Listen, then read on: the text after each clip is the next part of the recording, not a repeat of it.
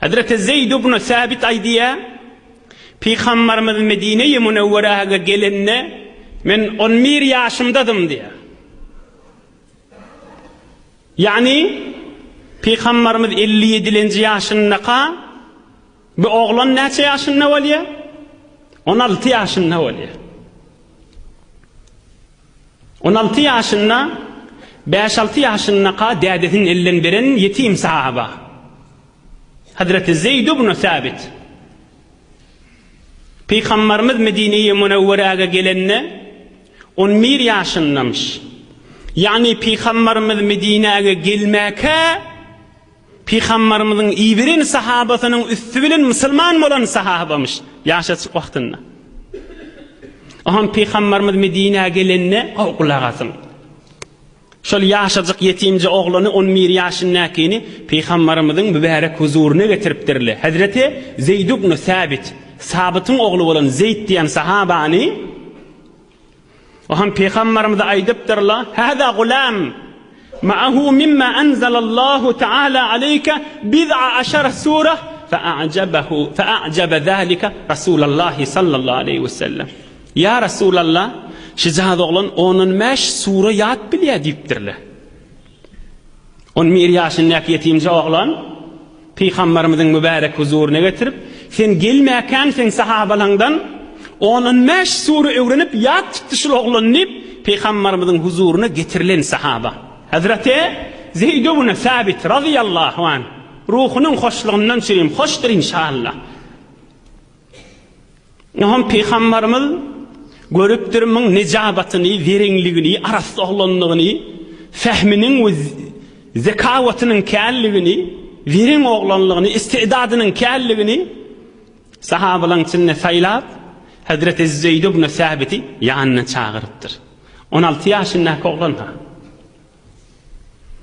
An Zeyd ibn Sabit radıyallahu anh قال لي صلى الله عليه وسلم أتحسن السريانية Can oğul sen Siryani dil bilýän mi diýipdir Yahudilerin dilini. Hem kepläp bilýän mi hem ýazyp bilýän mi diýdi. Hem Hazreti Zeyd ibn Sabit aýdýa, maňa Peygamberimiz şonu sorady. Men aýtdym, ýok, bilemek diýdim. Hem Peygamberimiz aýtdy, "Fata'allamha fa innahu ya'tini kutub."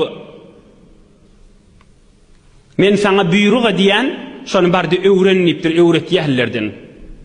Siryani dili öwretýän Yahudilerin aralarına bar. Oşo ilmi öwren, şu dili öwren, zabanyny ökdewal, Yahudi dilli Siryani-de ökdewal. Şon maňa name gelýär we men namada ýazmaly bolýan, sen men awwelin muterjime İslam boldypdyr.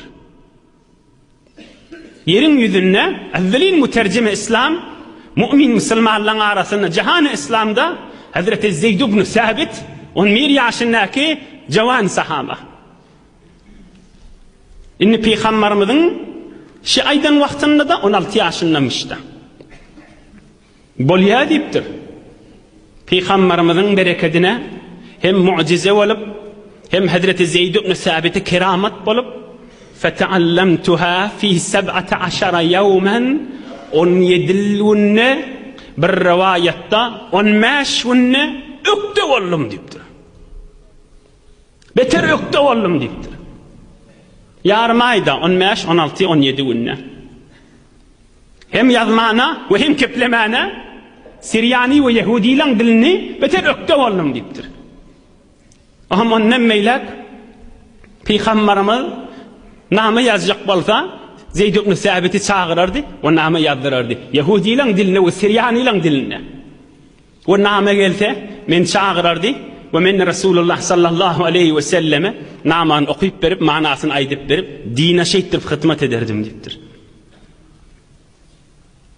Hazreti Zeyd ibn Sabit radıyallahu anh ey enhatala oğul gizli enadadele ey cavan dost Nevcevan dost, Peygamberimizin sahabalarının ihlasını öddi.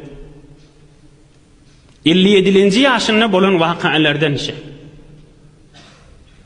Hudaý Taala sana näme zada istidat beripdir.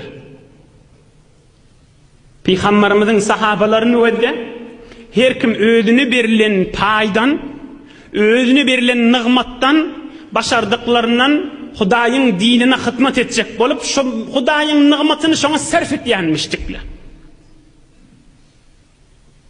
İstedady barmışdyk muterjem bolmaga, Peýgamberimiziň diýenine dip muterjem bolupdyr. Hiç tekebbürlenmeýändir. Men sahabalyň içinde zabany öktü diýip de bu tekebbür bolmaýanmış. Belki iftihar edýänmiş. Belki özüne ulkan izzet bilýänmişdik Hudaýyň ýanyna.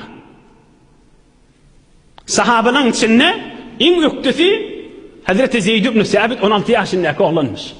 Näme diýjek şoňa adyna? Hyzmat diýjek dälmi? Eger ýeriniň ýüzüge eýleseň ders, tekebbür bolmagul, bolgul Huda ters. Hazreti Sofallah ýarişan aýdýar. Eger ýeriniň ýüzüge eýleseň ders, tekebbür bolmagul, bolgul Huda ters. Ustadymyň kan adamlara kuri zeminine ders berýän hemme kişiň agdyň gözläp otýmy, mutekebbir bolma diýipdir. Huda ters bol diýipdir. Şo ýagdaýa baranyň menen heýwer ilmli we sawatly bolanyň menen adamyň ömrü uzalýarmy? Ýok. Edafa iyi biçip bilýär? Ýok. Edafa ýatyp bilýär? Ýok. Edafa egin maşgyp bilýär? Ýok. Şo öňki adam ýöne bir adaçyklar şaýet park etsin. Aýa şoň menen özüniň ruhuna tamam hoşluk berip bilýär? Ýok. Şylay dilýän gurrunlara bir dagwasyz hakykat gurrunlar.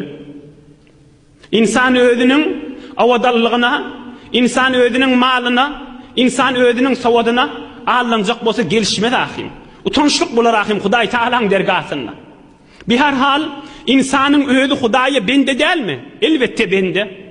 Bu bir makama, bir ilmda, bir sawatda, bir malla, bir gelişikde we bir makamy ýetenne aýa insanyň boýnundan bendelik aýrylýarmy?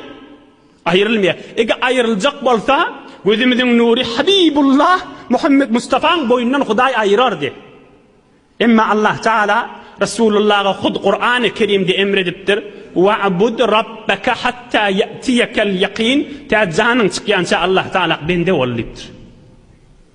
Ta ahir canın çıkyança Allah Taala bende bolupdyr.